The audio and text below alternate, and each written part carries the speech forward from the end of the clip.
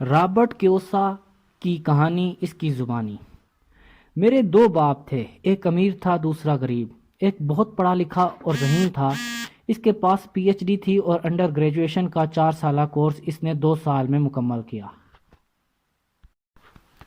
اس کے بعد اس نے بالترتیب Stanford University, University of Chicago اور نارتھ ویسٹرن یونیورسٹیز میں اعلیٰ تعلیم حاصل کی، اور اس دوران اسے حکومت کی طرف سے وظیفہ ملتا رہا۔ میرے دوسرے باپ کی تعلیم کا یہ حال تھا کہ وہ 8ویں جماعت میں مکمل نہ کر پایا تھا۔ دونوں ہی اپنے میدانوں میں کامیاب تھے اور محنتی تھے، دونوں کی اچھی خاصی آمدن تھی، تاہم ان میں سے ایک زندگی بھر پیسے کے لیے تگ و ود کرتا رہا، دوسرا ہوائی کا امیر ترین آدمی بن گیا۔ ایک جب فوت ہوا تو لواحقین کے لیے بے تحاشا دولت چھوڑ کر گیا، دوسرے نے اپنے بچوں پر قرض کا بوجھ منتقل کیا۔ دونوں ہی مضبوط تھے، بااثر تھے اور طلسماتی شخصیتوں کے مالک تھے۔ دونوں ہی نے مجھے نصیحت کی، مگر ایک نے جو کہا وہ دوسرے سے میل نہ کھاتا تھا۔ دونوں ہی تعلیم کے دل دادا تھے، مگر تعلیم کے سلیبس کے بارے میں دونوں کے مشوروں کی جو ایک دوسرے سے یکسر مختلف تھے۔ چھان بین کر سکتا تھا، ان پر غور کر سکتا تھا۔ ایک ان میں سے غریب تھا، دوسرا امیر۔ بجائے اس کے کہ میں ان سے ایک کی نصیحت قبول کرتا اور دوسرے کی نصیحت کو رد کرتا، میں نے ان دونوں کو پندوں نصائح کو سامنے رکھ کر ان پر غور کیا اور دونوں کا موازنہ کیا، تاکہ ان میں جو نصیحت زیادہ موزوں ہے اسے اپنا لوں۔ مشکل یہ تھی کہ ان میں سے جو امیر تھا وہ پورے طور پر امیر نہ تھا، اور جو غریب تھا وہ پوری طرح غریب نہ تھا۔ دونوں نے اپنے کیریئر کا آغاز کیا تھا اور دونوں کو یہ پیسہ کمانے کی دھن تھی تاکہ اپنے خاندانوں کا بوجھ اٹھائیں، مگر پیسے کے بارے میں دونوں کے نقطہ نظر میں بہت فرق تھا۔ مثال کے طور پر ایک کا کہنا تھا کہ پیسے کا پیار سب برائیوں کی جڑ ہے، اور دوسرے کا کہنا تھا کہ پیسے کی کمی سب برائیوں کی جڑ ہے۔ ایک نوجوان ہونے کے ناطے جس کے سر پر 2 با اختیار باپوں کا سایہ تھا، مجھے خاصی مشکل کا سامنا تھا۔ میں ایک تابعدار بیٹے کی حیثیت میں ان کی بات سنتا، مگر ایک کچھ کہتا اور دوسرا کچھ۔ دونوں کی سوچیں مختلف تھی، خاص طور پر پیسے کے مسئلے پر دونوں کے ذہن اور طرز و فکر میں زمین و آسمان کا فرق تھا۔ نتیجہ یہ نکلا کہ آہستہ آہستہ ان کے نقطہ نظر کے بارے میں مزید جاننے کی خواہش مجھ پر غالب آتی گئی۔ میں گھنٹوں ان کے کہے سنے پر سوچ بچار کرتا۔ میرا زیادہ وقت اسی فکر میں گزر جاتا کہ انہوں نے جو کچھ کہا اس کی حقیقت کیا تھی، کیا صحیح تھا، کیا غلط۔ میں خود سے سوال کرتا، اس نے ایسا کیوں کیا؟ پھر یہی سوال دوسرے والد کے بیان کو پیش نظر رکھ کر کرتا۔ میری مشکل بہت حد تک آسان ہو جاتی اگر میں یہ کہہ دیتا ہاں اس نے ٹھیک کہا، میں اس سے متفق ہوں، یا پھر یہ کہہ کر اسے رد کر دیتا بڈھے کو کچھ پتہ نہیں کہ وہ کیا اناب شناب بک رہا ہے۔ اس کے بجائے 2 باپ جن سے میں بہت پیار کرتا تھا، انہوں نے مجھے سوچنے پر مجبور کیا، اور آخرکار یہی سوچنے کی عادت ہمیشہ کے لیے مجھ میں سرایت کر گئی۔ زندگی بھر میں نے سوچ بوجھ کے بنا کوئی بھی فیصلہ نہ کیا۔ چناؤ کے اس عمل نے مجھے بہت کچھ سکھایا جو آنے والے دنوں میں میرے لیے بہت سود مند رہا۔ اگر میں بغیر سوچے سمجھے ایک کا فیصلہ قبول کرتا اور دوسرے کو رد کر دیتا تو شاید میں کبھی بھی کامیابی سے ہمکنار نہ ہوتا۔ امیر کے امیر تر ہونے اور غریب کے غریب تر ہونے اور متوسط طبقے کا بوجھ تلے دبنے ہونے کی بہت سی وجوہات میں سب سے اہم یہ ہے کہ پیسے کے بارے میں سکول میں تعلیم کے دوران ہمیں کچھ کیا بہت کم بتایا جاتا ہے۔ اس کے بارے میں جو تھوڑا بہت ہم جانتے ہیں وہ گھروں میں سیکھتے ہیں۔ ہم میں سے اکثر لوگ پیسے کے بارے میں اپنے والدین سے معلومات حاصل کرتے ہیں، تو پھر ایک غریب والد یا والدہ اپنے بیٹے کو پیسے کے بارے میں کیا بتا پائیں گے؟ وہ صرف یہی کہیں گے سکول جاؤ اور پڑھائی میں دل لگاؤ۔ ہو سکتا ہے بچہ بہت اعلیٰ نمبروں سے گریجویشن کر لے، مگر غریب والدین کی لگاتار روایتی نصیحتوں نے اس بچے کے دماغ کو خاص سانچے میں ڈھال دیا ہے۔ پیسے کا مضمون سکول میں نہیں پڑھایا جاتا، وہاں انہیں پیشہ ورانہ تعلیم دی جاتی ہے اور اسے خاصے وزنی مضامین پڑھائے جاتے ہیں، مگر مالیاتی تعلیم سے چشم پوشی کی جاتی ہے۔ اس کا نتیجہ یہ ہوتا ہے کہ اس نفس مضمون میں ان کی معلومات انتہائی ناقص ہوتی ہے، اور جہاں سرے سے مضمون ہی مفقود ہے وہاں اہلیت کی نشوونما کیسے ہو پائے گی؟ یہی وجہ ہے کہ بینکر، ڈاکٹر اور اکاؤنٹنٹ جنہوں نے اسکول میں پڑھائی کے دوران لازماً اچھے گریڈ حاصل کیے ہوں گے، پیسے کے بارے میں ان کی معلومات کتنی نامکمل ہیں اور تمام زندگی روایتی جھنجٹ میں گرفتار رہتے ہیں۔ ہمارے اتنے بڑے قومی قرضے کے سبب یہی انتہائی تعلیم یافتہ سیاستدان اور حکومتی افسر ہیں جو بغیر سوچے سمجھے مالیاتی فیصلے کرتے ہیں۔ میں نئی صدی کی طرف جب دیکھتا ہوں تو مجھ پر یہ سوچ کر خوف طاری ہو جاتا ہے کہ لاکھوں نئے لوگ زندگی کے دھارے میں شامل ہوں گے جنہیں مالی اور علاج کی اعانت کی ضرورت ہوگی، مالی مدد کے لیے ان کا دار و مدار حکومت پر یا اپنے خاندانوں پر ہوگا۔ اس وقت کیا ہوگا جب علاج و معالجے اور سوشل سیکیورٹی ادا کرنے کے لیے خزانے میں پیسے نہ ہوں گے؟ اس قوم کا کیا بنے گا اگر ان بچوں کا مالیاتی شعور سے دوران تعلیم بیگانہ رکھا گیا اور یہ فرض والدین کے ذمے چھوڑ دیا گیا کہ وہ اپنے بچوں کا اقتصاد کے بارے میں خود بتلائیں، جن میں سے زیادہ تر یا تو غریب ہوں گے یا غربت کی طرف بڑھ رہے ہوں گے؟ کیونکہ میرے دو با اثر باپ تھے، ان دونوں سے سیکھا، دونوں کی نصیحتوں پر اچھی طرح سوچ بچار کرتا، اور اس طرح مجھے ایک گرا بہا تجربہ حاصل ہوا اور مجھے پتہ چلا کہ انسان کے خیالات کا اثر اس کی ذاتی زندگی پر کتنا محیب اور دو رس ہوتا ہے۔ ایک باپ کہا کرتا یہ چیز خریدنے کی استطاعت نہیں رکھتا، دوسرے نے مجھے یہ الفاظ دہرانے سے منع کر دیا، اس نے مجھ پر زور دیا کہ میں یہ کہوں میں کس طرح اسے خریدنے کے قابل ہوں گا۔ ایک بیان ہے اور دوسرا سوال ہے، ایک سے تم قناعت اور صبر شکر اختیار کر لیتے ہو، لیکن دوسرا تمہیں سوچنے پر مجبور کرتا ہے۔ میرا جلد امیر ہونے والا باپ یہ الفاظ کہہ کر اس کا مطلب بیان کرتا ہے، میں اسے خریدنے کی استطاعت نہیں رکھتا۔ یہ سوچ کر تمہارا ذہن اس بارے میں سوچ و بچار کو ترک کر دیتا ہے۔ جب آپ سوال کرتے ہیں میں اسے کیسے خرید پاؤں گا، تمہارا ذہن کام میں لگ جاتا ہے۔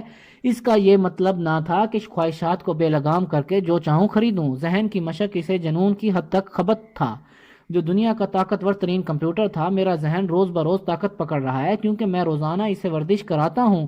جو طاقتور ہوگا میں زیادہ پیسہ بناتا جاؤں گا۔ یہ جواب میں اسے خریدنے کی طاقت نہیں رکھتا ذہنی سستی کی علامت ہے۔ دونوں ہی باپ بہت محنت کرتے تھے، مگر ایک باپ کی عادت تھی جب پیسے کا معاملہ درپیش ہوتا وہ لا تعلق ہو جاتا اور اپنے ذہن کو صلاح دیتا، اور دوسرا اس وقت متحرک ہو جاتا۔ اس کا نتیجہ یہ برآمد ہوا کہ آخرکار ایک دولت مند ہوتا گیا اور دوسرا مفلس۔ یہ بالکل اسی طرح ہے کہ ایک شخص روزانہ جم میں جا کر ورزش کرتا ہے اور دوسرا گھر میں آرام کرسی پر بیٹھ کر ٹیلی ویژن دیکھتا ہے۔ جس طرح ہر روز باقاعدگی سے ورزش کرنے سے جسم مضبوط ہوتا ہے، صحت اچھی ہوتی ہے، اس طرح روزانہ ذہنی ورزش سے انسان کا ذہن مضبوط ہوتا ہے اور دولت میں اضافہ ہوتا ہے۔ سستی صحت اور ذہن دونوں کے لیے ضرر رساں ہے۔ میرے دونوں باپوں کا نظریہ یہ ایک دوسرے کی ضد تھا۔ میرے ایک باپ کا عقیدہ تھا کہ دولت مندوں کو زیادہ ٹیکس ادا کرنے چاہیے تاکہ غریبوں کی خبر گیری ہو سکے۔ دوسرا کہتا تھا ٹیکس کی ادائیگی سے ان لوگوں کو سزا دی جاتی ہے جو دولت پیدا کرتے ہیں، اور ان لوگوں کو نوازا جاتا ہے جو کچھ نہیں کرتے اور بیکار میں وقت ضائع کرتے ہیں۔ ایک کا مشورہ تھا محنت سے پڑھائی کرو تاکہ کسی اچھی فرم میں ملازمت مل جائے، دوسرا یہ صلاح دیتا ہے محنت سے پڑھائی کرو تاکہ کسی اچھی فرم کو خرید سکوں۔ ایک کہتا ہے میری تنگی کی وجہ یہ ہے کہ میرے بچے ہیں، دوسرا کہتا ہے مجھے ہر صورت دولت کمانی ہے کیونکہ میرے بچے ہیں۔ ایک عشائیہ کے دوران پیسے کے بارے میں بات چیت کی حوصلہ افزائی کرتا ہے اور دوسرا کھانے کے دوران اس قسم کی گفتگو کی حوصلہ شکنی کرتا ہے۔ ایک کہتا ہے جو پیسے کا معاملہ ہو تو بہت احتیاط کرو، خطرات مول نہ لو، دوسرا کہتا ہے خطرات سے نبردآزما ہونے کی اہلیت پیدا کرو۔ ایک کو یقین تھا ہمارا گھر ہماری سب سے بڑی دولت اور سرمایہ کاری ہے، دوسرا کہتا ہے میرا گھر اضافی بوجھ ہے، اور اگر صرف یہی ہماری سرمایہ کاری ہے تو مصیبت کا اندیشہ ہے۔ دونوں وقت پر اپنے واجبات ادا کرتے ہیں، ایک شروع میں ادائیگی کرتا ہے، دوسرا سب سے آخر میں۔ ایک کا خیال تھا کہ حکومت یا کمپنی ہماری ضروریات کی دیکھ بھال کرے، اسے ہر وقت تنخواہ میں اضافے کی فکر رہتی، وہ ریٹائرمنٹ کے بعد مناسب منصوبہ بندی کی تلاش میں لگا رہتا، علاج معالجہ کی اسکیموں کے بارے میں سوچتا، بیماری کی وجہ سے تعطیل اور چھٹیاں اس کے سر پر سوار رہتی۔ وہ اپنے دو چچاؤں سے بہت متاثر تھا جنہوں نے فوج میں 20 سال تک ملازمت کی، ریٹائرمنٹ کے بعد انہیں ناقابل رشک فوائد حاصل ہوئے۔ علاج معالجے کی ان سہولتوں کو وہ حسرت کی نگاہ سے دیکھتا اور افسوس کرتا کہ کیوں اس نے فوج میں شمولیت نہ کی۔ یونیورسٹی میں اسے یہ چیز پسند تھی کہ نوکری ایک مقررہ میعاد کے لیے ہوتی ہے اور اس سے پہلے کسی کو برخاست کرنا مشکل تھا۔ ایک مستحکم نوکری اور اس سے مربوط فوائد بھی اس کا مطمع نظر تھا۔ وہ بارہا کہتا میں نے نہایت محنت سے اس حکومت کی خدمت کی اور سہولتوں کا حقدار ہوں۔ دوسرا مالیاتی معاملات میں خود مختاری کا قائل تھا، وہ ہمیشہ حقداری کی اس ذہنیت کے خلاف بولتا کیونکہ اس کے خیال میں اس طرح کمزور اور ضرورت مند افراد کی تعداد میں اضافہ ہو رہا تھا۔ وہ ہمیشہ اس بات پر زور دیتا کہ انسان کو مالی طور پر خود کفیل ہونا چاہیے۔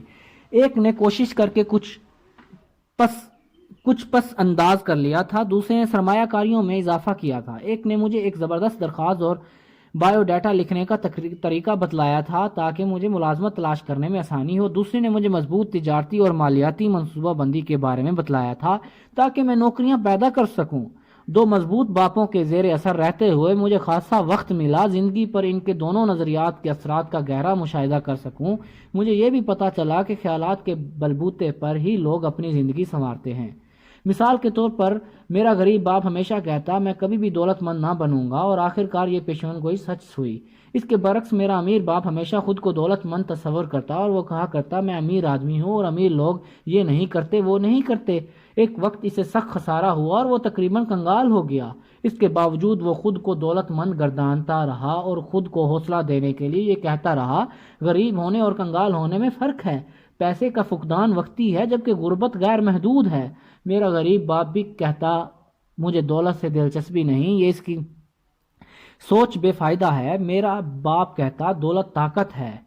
ہمارا خیالات کا تخمینہ، یہ ان کی اہمیت کا اندازہ لگانا شاید ممکن نہیں، مگر بچپن ہی میں مجھے اس بات کا اچھی طرح اندازہ ہو گیا کہ میں اپنے خیالات کی جانچ کروں اور ان کا اظہار کر سکوں۔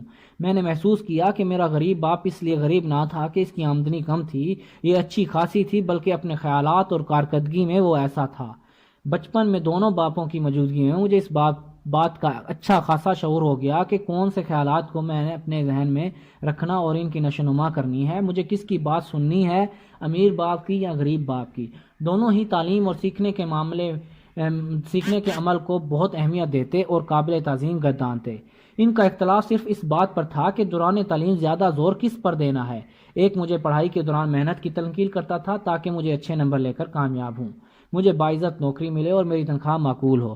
وہ مجھے پیشہ ورانہ تعلیمات دلانے کا خواہشمند تھا تاکہ میں اٹارنی بن جاؤں، اکاؤنٹنٹ بنوں یا بزنس اسکول سے MBA کروں۔ دوسرا مجھے دولت مند ہونے کے لیے محنت سے پڑھنے کا مشورہ دیتا۔ وہ چاہتا تھا کہ میں دولت کے معجزاتی اثرات کے بارے میں جانوں، اسے کیسے حاصل کیا جاتا ہے اور کارآمد بنایا جاتا ہے، وہ کون سے طریقے ہیں جن سے اسے تابع فرمان بنا کر مزید دولت پیدا کی جاتی ہے۔ وہ بار بار کہتا میں پیسے کے لیے کام نہیں کرتا، پیسہ میرے لیے کام کرتا ہے۔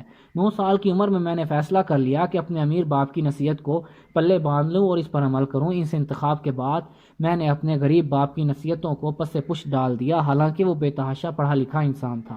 رابرٹ فراسٹ میرا پسندیدہ شاعر ہے، مجھے اس کی بہت سی نظمیں اچھی لگتی ہیں، مگر جسے سب سے زیادہ پسند کرتا ہوں وہ ہے راستہ جو نہ اپنایا گیا، میں روزانہ اسے دہراتا ہوں۔